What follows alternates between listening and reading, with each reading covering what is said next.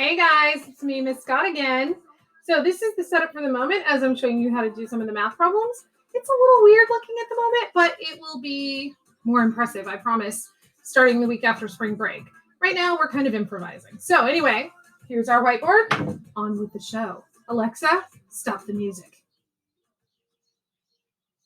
She listened. Yay. Okay, here we go. So we're starting out with a review of the concepts you were practicing right before all of this went down and we had to close the school for a while. So we're starting with a review of multiplying fractions. So pay close attention because this is what your work today is going to be based around. Here we go. So starting with the fraction 1/4 times 1/5. Now, what I want to remind you that was in your fraction notes is that when you multiply fractions, you multiply the numerator times the numerator. So you have 1 times 4 over the denominator times the denominator. 4 times 5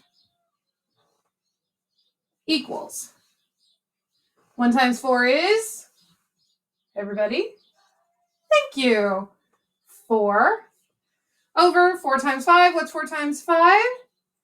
Correct, 20. So we are left with 4 over 20. And when you send me your work, I would like you to please be sure and box your answers because it's going to be a little challenging reading some of your work the way it's going to be coming in. You're either going to have to scan your final paper or you're going to have to write on your digital PDF and send that back to me, or you're going to have to take a photograph of your printed out work and send that to me. So please make sure you are numbering your problems and boxing your answers. Thank you very much. Now, today you do not have to reduce your answer, but starting tomorrow, I will expect you to be reducing your answers. Today, I do not want them reduced. Do not put it in simplest form. Just leave me with the answer you see.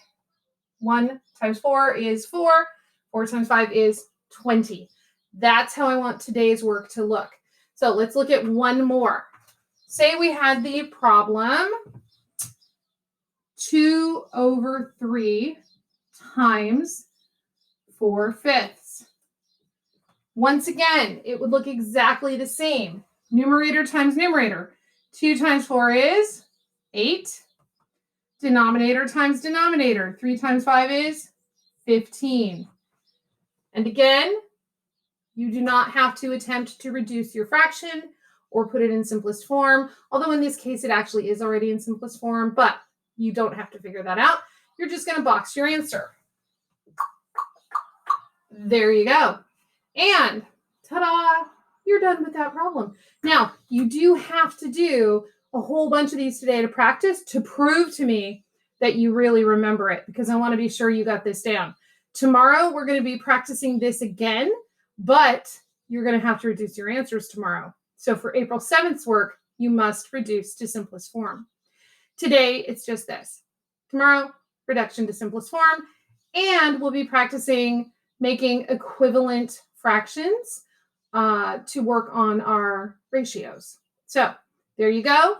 Please complete all of the worksheets attached to today's assignment and then send them back to me for review. Thanks, and it is so good to be working with you guys again, although I'm sure you were perfectly happy not having to do your fractions over the last couple weeks, but too bad, because now you're mine again. Ha ha ha. And have fun. Email me or text me. No, not text. Email me or message me with any questions. If you have other questions, you can also leave your questions as a comment on this assignment and I will respond to them. So, bye.